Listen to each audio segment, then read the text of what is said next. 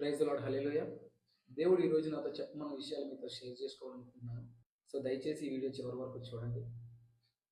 దేవుడు మనుషుల్ని ఎంతగానో ప్రేమిస్తున్నాడు. అందుకోసమే మానవులు తప్పులతో, పాపాలతో నశించిపోవటం ఇష్టం లేక తన కుమారుడైన యేసుక్రీస్తుని ఈ లోకానికి పంపించాడు.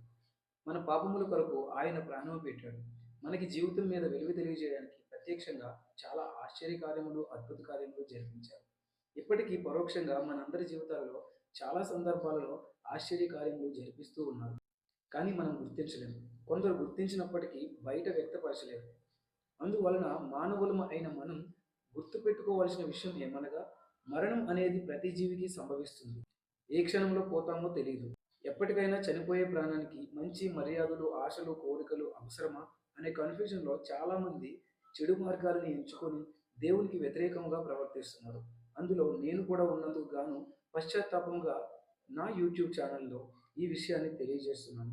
దేవుని ఉగ్రత మన మీదకి రాకముందే మనం రియలైజ్ అయితే ఆయన ప్రేమను పొందే అవకాశం ఉంటుంది. ఈ మాటలు వినిచున్న మీ అందరికీ నా హృదయపూర్వక ధన్యవాదములు.